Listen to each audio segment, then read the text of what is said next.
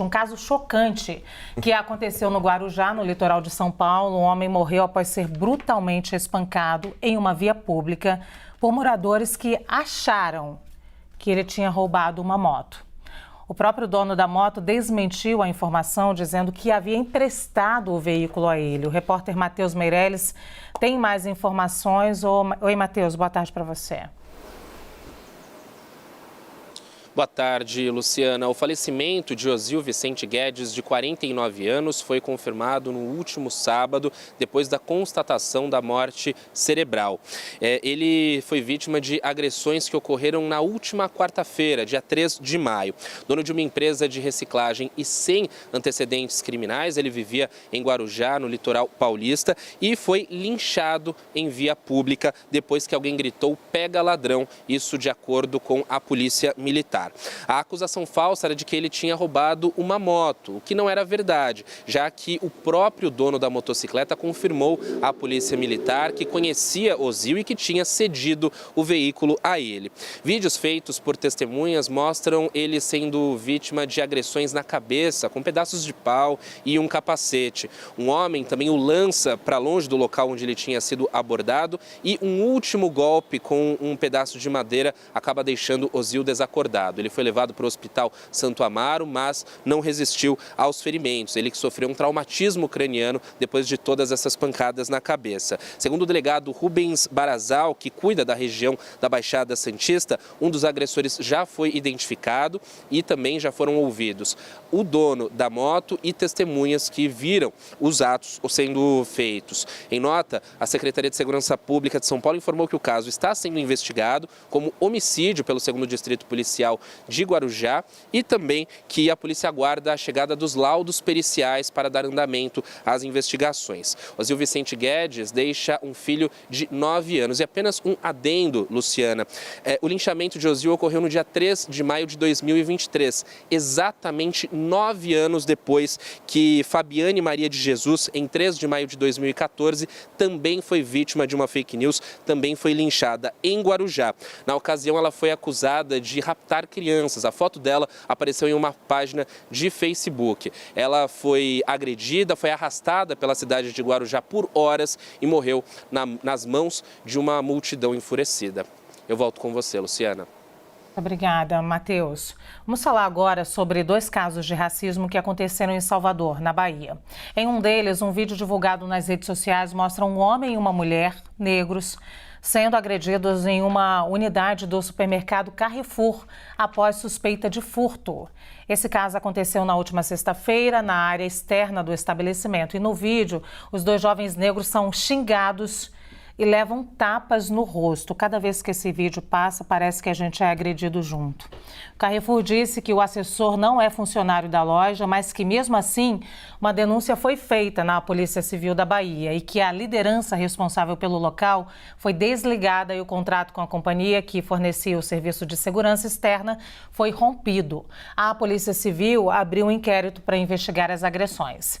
E o ministro dos Direitos Humanos, Silvio Almeida, decidiu propor uma série de medidas para coibir a violência a negros em estabelecimentos comerciais, após novos episódios de agressão em uma loja da rede Carrefour. A gente fala novos episódios, né, Basília Rodrigues? Porque a gente lembra de um bem emblemático, porque aconteceu no dia 20 de novembro, o Dia da Consciência Negra, em um estabelecimento da rede Carrefour que matou Beto Freitas. Exatamente. Olha, a gente conversou agora há pouco com auxiliares do ministro Silvio Almeida e vale destacar que ele integrou aquele comitê externo com medidas antirraciais do próprio Carrefour. Então, hoje, há interlocutores, Silvio Almeida externou muita indignação com estes episódios, um novo episódio de racismo, então, em uma loja da rede de supermercados, e ele afirmou que estes supermercados, os estabelecimentos comerciais, já sabem o que deve deve ser feito para evitar esta exposição de clientes ou pessoas que estejam em situação de vulnerabilidade no supermercado. No caso específico em Salvador, este casal de negro agredido por uma equipe de segurança teria furtado latas de leite e foram expostos aí à violência por estes profissionais da segurança do supermercado.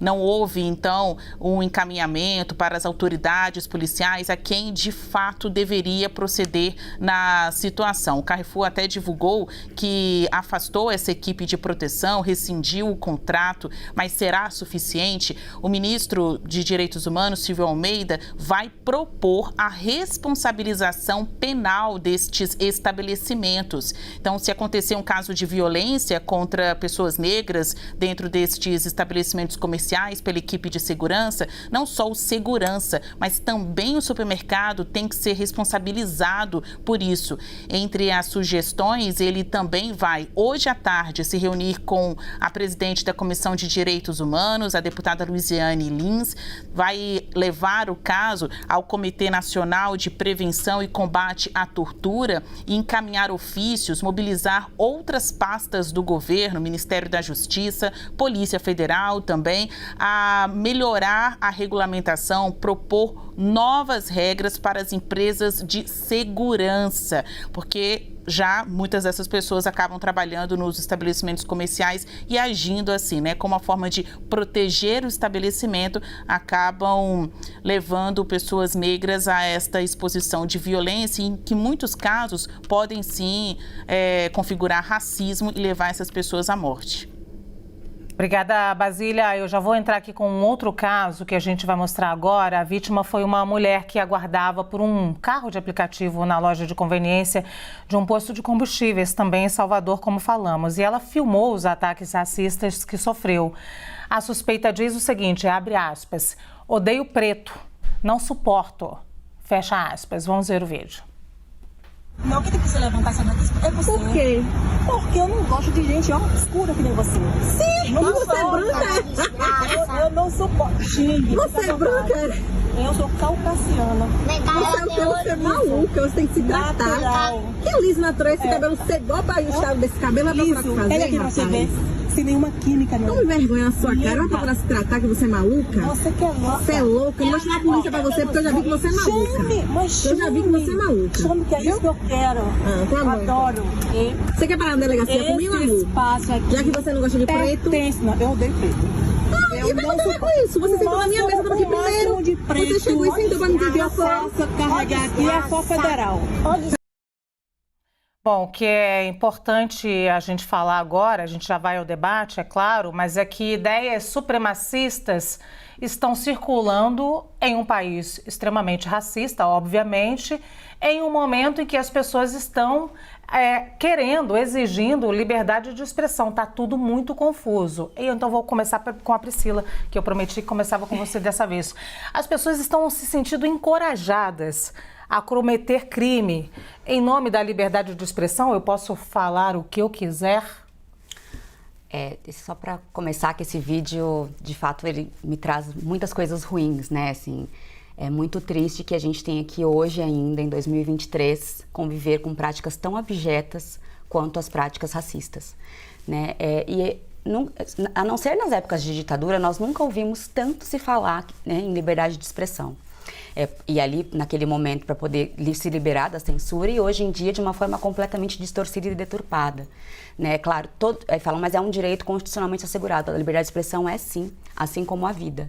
E também a vida também é um direito que é relativizado. Nenhum direito é absoluto. Tanto existe, por exemplo, a legítima defesa, o direito ao aborto legal. Esses direitos, eles fazem com que o direito à vida seja relativizado em algumas situações específicas. E assim também como é a liberdade de expressão. E a liberdade de expressão tem sido distorcida na medida em que ela tem sido utilizada para propagação de discursos de ódio, para propagação de fake news, para propagação de tudo que é ruim em nome desse direito constitucionalmente assegurado. Então nós não podemos mais cair nessa falácia, nessa mentira de que a liberdade de expressão permite tudo isso. O racismo é crime. De 2001, desde a época do governo do Fernando Henrique, nós tivemos muitos avanços nas pautas de combate e enfrentamento ao racismo, né? Desde a Convenção de Durban, tudo isso foi sendo amplamente discutido. O Brasil começa a se entender como um país racista, começa a cair o mito da democracia racial e nós conseguimos avançar muito. O que eu vejo que a extrema-direita como um todo no mundo, essas ideias supremacistas raciais, também a eleição do ex-presidente, que ali comparava pessoas negras a bois, né, em pesagem de arrobas, tudo isso trouxe um grande dano para a sociedade brasileira. Nós passamos de novo a contestar o que era politicamente correto, porque não é só politicamente, é moralmente, é decente que nós avancemos nisso. Então nós de novo retrocedemos na medida em que o maior líder de um país trata pessoas como animais, né? Então nós tivemos todos esses retrocessos e nós precisamos voltar num nível de civilidade. E um nível de civilidade não admite condutas como essas, em que uma pessoa diz que odeia a outra única e exclusivamente em razão à cor da pele, né? Isso é aviltante, isso mata. A cada 23 minutos um jovem negro é assassinado.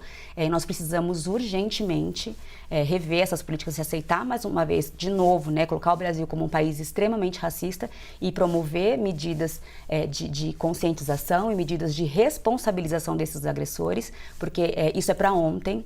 Nós não estamos mais em tempos de escravização.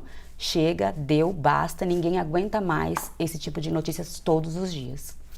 Samantha, eu quero colocar na roda os dois temas, porque a gente, além desse caso dessa mulher racista em um posto de Salvador, também em Salvador a gente viu ali um casal que teria furtado leite para consumo, seria aquele furto famélico, né, como vocês chamam, e eles foram ali agredidos. Não é um casal negro, que não é a primeira vez também da loja da rede Carrefour, que já tinha assinado um termo de ajustamento de conduta lá no sul do país, quando um homem negro também foi assassinado no dia 20 de novembro, como eu disse. Vimos aí a fala do ministro Silvio Almeida, mas eu queria colocar essa situação em outros termos. Por quê?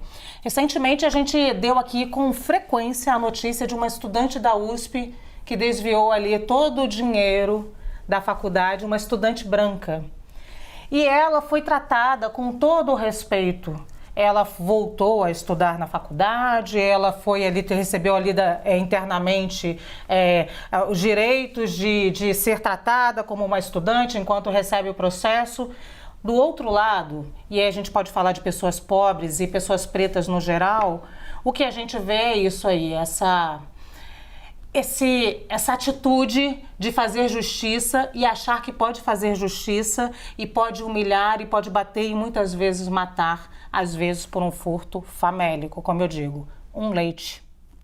Bom, Luciana, eu acho que isso que você colocou, como a doutora Priscila colocou, é inadmissível. Isso não está relacionado à liberdade de expressão, isso é crime, isso é prática de racismo, ou seja, você evitar que uma pessoa possa usufruir de um direito em razão da sua cor, raça, religião, isso é inadmissível no Estado democrático de direito. Eu acho que isso não guarda relação com a liberdade de expressão, isso é um problema que a gente tem que enfrentar de frente e eu entendo que a única maneira que a gente tem para enfrentar isso é por meio da educação. Somos todos iguais, todos temos os mesmos direitos e a gente tem que acabar quebrando esses estereótipos, esses preconceitos que vêm enraizados na nossa sociedade e que não nos ajudam. Nós brasileiros somos um povo miscigenado, somos todos iguais e temos que exercer o nosso direito de maneira igual, em igualdade de condições. Portanto, crimes como esse devem ser apenados, as pessoas devem ser responsabilizadas e acho que isso passa pela educação. Eu fico me perguntando, e é uma dúvida que eu tenho, proibir essas manifestações de discurso de ódio, punir com penas severas,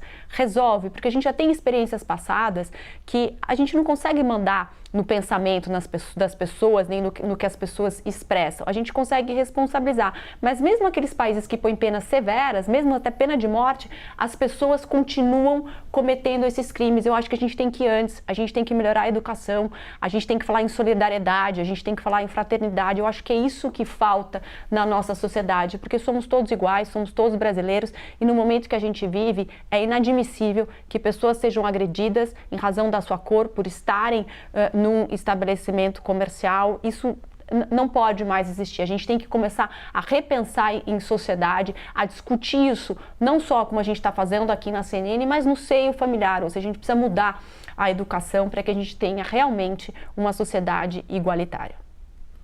A gente não consegue mandar, né, no pensamento das pessoas, mas a lei diz que a gente consegue mandar quando as pessoas expressam algo criminoso, que aí é uma questão de lei, né? Eu não posso dizer se ela gosta ou não gosta. Até o ramo do sentimento não é possível legislar. Não. Não é possível. Mas é possível legislar a partir do momento que ela verbaliza uma discriminação, que ela tira... Porque ali ela está cometendo um crime de injúria, ela está direcionando para uma pessoa ali, é prática de racismo evidente. Não tem como você dizer que aquilo não é prática de racismo. Aquilo é prática, é um ato. Não é? Ela tá agredindo, ela está usando um estereótipo. Aquilo é um crime, né? Em flagrante. Agora, me chama a atenção, assim, e as pessoas em volta? Como as pessoas reagem diante disso? Eu posso fazer uma ponderação bem rápida? Sim, por favor. A gente costuma muito falar em injúria. E eu tenho falado muito disso nos espaços possíveis para que a gente consiga trabalhar com esse conceito. Porque a injúria ela acaba diminuindo a gravidade do caráter do crime de racismo. Né? Porque a gente olha e acha que aquela pessoa específica foi injuriada, mas ela não foi. Eu fui injuriada. No momento em que pessoas são afrontadas, têm a sua existência, sua condição de existência diminuída, única e exclusivamente pela cor de pele, aquela pele que é semelhante à minha, me faz também ser vítima desse crime. Assim como faz toda e qualquer pessoa preta, residente aqui ou fora, de cor pessoas pretas sejam também vitimadas por essa prática. Então, essa prática ela não atinge uma pessoa, ela atinge toda uma coletividade. Então, essa prática ela deve ser chamada de racismo e não mais de injúria, porque ela não se destina a uma única pessoa. Todas as pessoas que são semelhantes a essa mulher são ali vitimadas por essa prática abjeta, criminosa e horrorosa que é o racismo. Muito bem, queria ouvir a Gabi um pouquinho também. Estou até aqui emocionada porque eu senti muito a fala da Priscila e concordo que assim, quando a gente vê um crime de racismo, esse tipo de discriminação, a gente tem que pensar que além das pessoas pretas, também nós, toda a sociedade, estamos sendo vítimas de viver em uma sociedade em que existe preconceito, em que existe discriminação, em que existe ódio. Não é esse tipo de sociedade que eu almejo habitar, coexistir, né? Então eu acho que a vítima é toda a coletividade. Por isso que os crimes têm que ser rigorosos até que eles cessem, porque não é possível. A gente estava falando de linchamento, essa pessoa que foi linchada no Guarujá, esse senhor, ele era um homem branco, mas eu estava, eu estava lendo um livro eu até anotei aqui gente, eu fiquei tão emocionada que eu preciso... José de Souza Martins, do sociólogo José de Souza Martins, e ele conta a história do início dos linchamentos no Brasil. Você sabe como começaram os linchamentos no Brasil? Foi contra as pessoas que lutavam pela abolição da escravatura. Então, existe também um componente de racismo e de discriminação contra as pessoas, contra as pessoas pretas, também nesses linchamentos, né? No caso, foi contra um homem branco, mas a história de como começaram os linchamentos no Brasil foi para lutar contra a abolição, né? Então, está tudo interligado. E queria também comentar com relação, voltando um pouco, né, dos linchamentos do Guarujá, a mulher que foi linchada, que foi bem lembrada na matéria, mais um componente da discriminação que está até hoje, gente, como a gente não supera, né, os preconceitos históricos, né, arraigados, que é o racismo e o machismo arraigado na nossa sociedade. Porque ela foi linchada porque foi chamada de a bruxa do Guarujá. A fake news, as notícias falsas que foram disseminadas nesse portal de notícias, que também foi criminoso ao difundi-las, era de que existiria uma mulher que seria uma bruxa que estaria sequestrando crianças para fazer magia negra. E por isso ela foi linchada. Então a gente precisa resgatar também. Ela foi linchada, foi espancada até a morte por uma multidão porque acharam que ela era uma bruxa. Gente, isso é inadmissível, a gente ter racismo e ter preconceito contra mulheres, preconceito contra... eu não sei nem o que dizer aqui. Assim, eu tava falando aqui com o Poit antes da gente entrar no ar, que eu não queria nem discutir esse tema hoje, porque ver a perversidade do ser humano é uma coisa que me faz muito mal. A gente tá aqui na televisão, é um tema importante, a gente tem que debater com a sociedade, mas queria dizer para todas e todos que estão nos acompanhando que pra gente falar sobre isso dói na alma.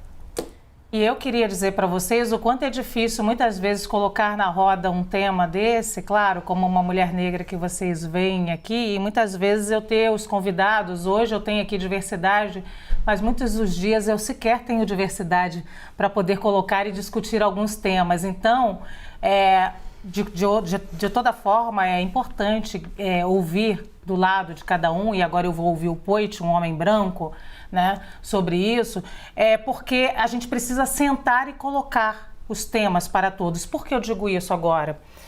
Porque a gente tem que tirar os temas do nicho, das bolhas. Não pode racismo ser um tema só de pessoas negras. A gente precisa que a sociedade brasileira discuta todos os temas. Então, Poit, eu quero te ouvir então um pouco sobre esse tema do racismo, o tema que aconteceu no posto de gasolina ou do supermercado, e também fique à vontade para falar sobre o Guarujá. Lu, é um caso triste demais, abominável. Agora, vamos considerar que esse é um caso perto de outros que acontecem pelo Brasil e a gente não fica nem sabendo. Acho que qualquer tipo de preconceito, sabe, tem que ser abolido. A doutora Samantha colocou no começo, a conscientização, a educação, o exemplo começa aí dentro de casa, com cada um de vocês que está vendo, ou no trabalho, ou escutando, ou no YouTube. Vocês podem dar exemplo com atitudes no dia a dia. Porque não adianta a gente também falar, dar um discurso bonito, fazer um post de repente nas redes sociais contra qualquer tipo de preconceito, inclusive que é crime, como crime de racismo, e não dá o exemplo e não faz nada no seu dia a dia à sua volta para estimular as pessoas a vencerem qualquer tipo de visão contrária ou de rejeição ao outro por cor de pele, por orientação, por religião, ou seja lá, a diversidade que a gente tiver na nossa sociedade que tem que ser respeitada. Eu sempre fui, agora falando de diversidade política, por exemplo, Lu, sempre fui o cara do diálogo no Congresso, cada vez mais olhando agora de fora a política e esse tipo de situação, linchamento. Outro dia a gente viu o caso do Uber, que atropelou o suposto ladrão, a gente não sabe se era ladrão, se não era. Gente, que sociedade que a gente está vivendo. Eu falo assim, se a gente não se preocupar com o próximo, se a gente que tem voz, sabe, que tem responsabilidade, sabe aquela frase? É uma frase em inglês, né? Mas power comes with responsibility. O poder vem com responsabilidade. A gente está aqui na CNN, tem o poder, Lu, e tem a responsabilidade de botar esse tema na mesa. Você tem toda a razão. E você que está na sua casa também. Agora, isso começa com atitude. Então, além de punir, aliás, vale lembrar que foi sancionado um projeto de lei que passou pela Câmara dos Deputados, que o crime de racismo, né, e a doutora colocou a diferença, doutora Priscila, muito bem, racismo é quando a gente está falando, né, doutora, salvo alguma correção que a senhora faça aqui comigo, senhora em respeito, né, porque somos todos jovens aqui, mas o racismo é quando você atinge toda uma classe, uma sociedade, um grupo de pessoas, né, grande. Quando você fala de injúria, é direcionado para alguém específico naquele momento, subiu a pena, que era de 1 a 3 anos para 2 a 5 anos. Mas não é só punir, tem que dar o exemplo. E aí, Lu, é o recado que a gente passa para quem está nos assistindo. Faça a sua parte para criar uma sociedade de mais diálogo, uma sociedade de mais tolerância e uma sociedade de mais respeito. Muito bem, doutora, quer falar alguma coisa rapidamente? Não, ele falou direitinho. Falou assim. Eu acho que o que a gente precisa agora... Aqui só tem doutora e professora, eu tô lascado para dar algum exemplo. Eu falei jurídico. Doutora, todo mundo levantou a mão. Só queria assim, eu fiquei emocionada, eu só queria comentar por último, mas um minutinho, que existe um decreto que é o 9571 de 2018, que fala um pouco sobre a responsabilidade das empresas com direitos humanos, mas ele não deixa muito claro as penas que podem ser aplicadas. Ele diz que as empresas têm obrigação de reparar os danos e que pode responder, inclusive, criminalmente. Então, acho que essa iniciativa do ministro Silvio Almeida pode vir a calhar, tendo em vista que algumas empresas, como é o caso do Carrefour, vêm reiteradamente violando direitos humanos, especialmente nas políticas antidiscriminatórias. Está muito bonito no papel, mas a gente não está vendo isso na prática. Muito bem, eu faço um apelo aqui, com a oportunidade de ter esse espaço, que a gente combata ideias supremacistas. É preciso combater ideias supremacistas que se circulam nas redes sociais e também o chamado racismo recreativo. É aquele que fica dentro da nossa casa, aquela tia, aquele tio que no almoço do domingo comete e que a gente acaba se omitindo e não corrige, e aí a gente trabalha para a perpetuação do racismo no nosso país.